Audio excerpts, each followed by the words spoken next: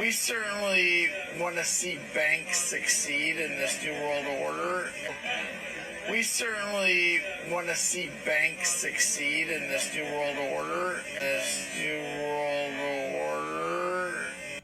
We're going to a different economy, and we're going to be learning more about that as we go. But clearly, we're learning that things can be done from remote locations. We're learning that technology can replace people even more than we thought. We're not going back to the same economy. We're recovering, but to a different economy, and it'll be one that is more leveraged to technology. And I worry that that is going to make it even more difficult than it was for many workers. In Silicon Valley, and my friends who work in technology know that what we did to the manufacturing workers, we are now going to do to the retail workers, the call center workers, the fast food workers, the truck drivers, and then even bookkeepers, accountants, insurance agents, lawyers, and on through the economy. So what happened to the manufacturing workers is a very clear sign. This effort.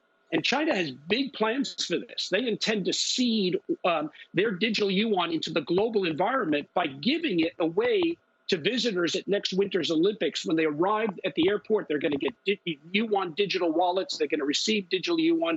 They're going to use it throughout their visits to Beijing, and then they're going to take it back to their home countries. They see this as a huge advantage. Why? Because who controls the underlying protocols, who controls the underlying standards of the future of money will control the future of money. Jay Clayton and under his leadership decided to bring this lawsuit, and we're going to defend ourselves. We think it's so important, and as Commissioner Peirce has said, it's so important for the industry to have clarity. Innovation here in the United States in some ways is on trial. We want innovation here in the U.S. around crypto, around blockchain to thrive. And without that clarity, that innovation goes to markets where there is clarity. I mean, one of the ironies is the United States is the only country on the planet that has viewed XRP as a security. Whether it's Japan, the UK, Switzerland, Singapore, they all view XRP as a currency. Yet here at home, where Ripple is headquartered, the United States SEC has taken a different position. We do not want to be that country that squelches innovation. This is an emerging world when it comes to cryptos and digital payments. We'll be watching it. Brad, please come back when there are more developments here. Great to see you. Great to see you. Welcome to the Crypto Teacher. And guys, please like and subscribe if you do like what you're listening to. Please inform your friends and family and spread all over social media. It is imperative that we get back to learning finances and understand how the world really works. Because once we understand how the world really works, we understand that everything is planned out. Now, I want to thank those who purchased the books Cryptoteacher and the New World Order book. Remember, those books are mandatory because they show you how the world really works. And that is so important in the time that we're in right now.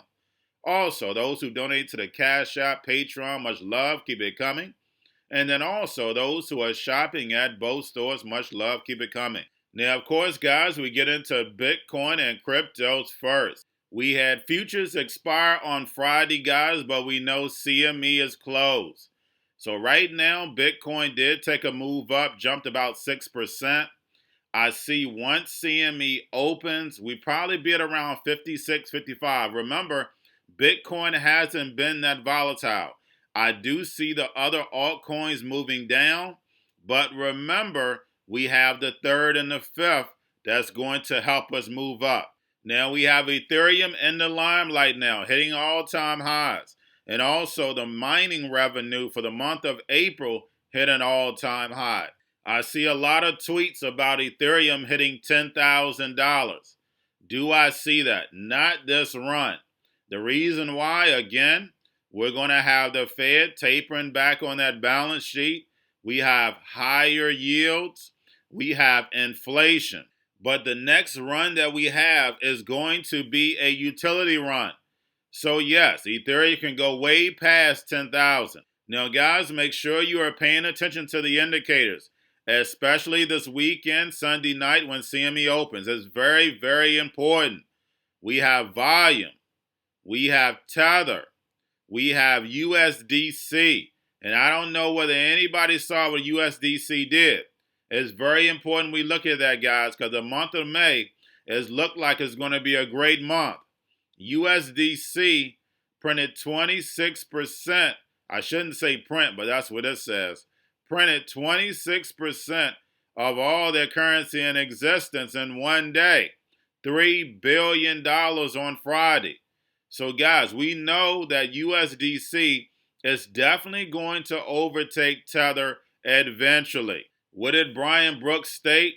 That they were working on the global stablecoin for the US. Now, don't forget about the $50 billion from the Fed. We know they use that money to manipulate the yields. Make sure you're paying attention to that. Go to the app. And we know micro Bitcoin futures start on the 3rd.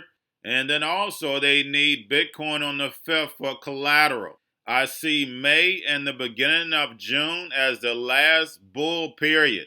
End of June, beginning of July, we start the bear market. Remember, higher inflation and then also higher yields. It's going to cut into the stock market and in cryptos. Do not forget, this is all manipulated by the Fed.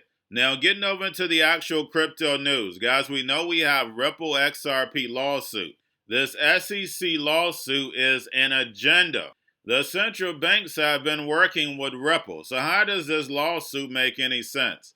It makes sense because it gives them an avenue to bring in regulation. Once they make a decision on Ripple, that's when regulation comes in. So all this stalling on Ripple, now we know how long Ripple has been around. If there was any issues, it would have got brought up a long time ago. This is nothing but an agenda. The same way with GameStop and Reddit to bring in the talk of NFTs, DeFi, bring in cryptos. You have to have a narrative.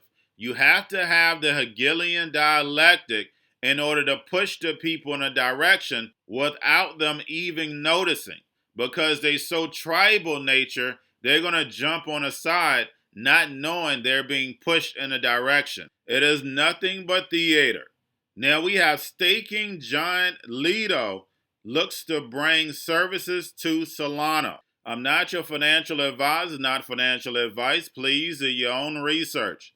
But in my opinion, everybody should be staking, guys. Right now in the real economy, if you have $100,000 and you put it in the bank, you're barely getting anything. You're talking about trillions and trillions and trillions of dollars in the real economy that people are actually working in. But if you come over to the digital space, you're making plenty of money. So guys, please take advantage of it while it's here because it's not going to last. Now we have Mercado Libre, the second largest online marketplace in South America, now accepts crypto payments. Now guys, who invested in them back in 2019, $750 million? That's right, PayPal. Guys, the only thing you have to do is connect the dots. Now we have Cardano in Africa. And guys, we know that all these cryptocurrencies are over in Asia and over in Africa. Ethiopian school will use the Cardano blockchain to track students' performance. Also, we have Bank of England begins to hire for its central bank digital currency team. And lastly, guys, we have news from China. The government tells its fintech giants to cut back on financial services. Now, guys, of course, you have Alipay, WeChat. They're offering personal loans, insurance services, all bundled up. Now, guys, of course, in America, we see that all the time.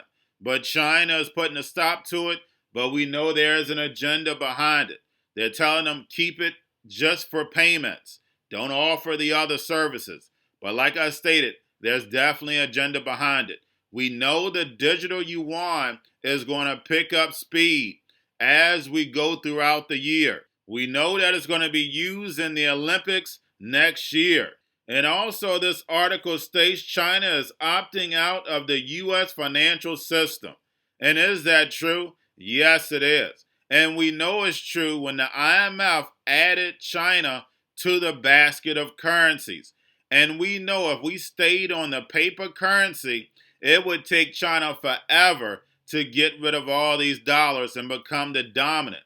But when it comes to the digital currencies, something that would have took them 15 to 20 years, now is only going to take them 5 to 10 years. because the only thing they have to do is airdrop these digital currencies and get them into circulation. That's all they have to do.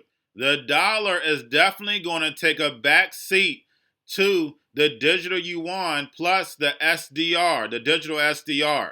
So guys, get your friends and family educated, because I'm telling you, when that dollar drops down to 40 cents and we start to feel it, because we already see wood prices is adding $36,000 to the basic home right now. $36,000 in inflation just in wood is being added to the pricing of housing, which is absolutely ridiculous. But no one's talking about that. But guys, all I have for you. Don't forget about the books, Cryptoteacher and the New World Order book. Also, if you're new to cryptos, Coinbase, Bitrue, Binance, do not forget book links and crypto links are in the description.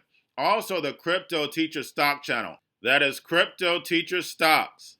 Go like and subscribe. You have your cobalt, chip stocks, banking, gaming, where everybody's sitting at home. You got that own stocks is C-Word, the biotech stocks. And while everybody's at home getting free money and waiting on that free money, what are they doing? Drinking and smoking weed. Don't forget about those stocks, and y'all have a wonderful day.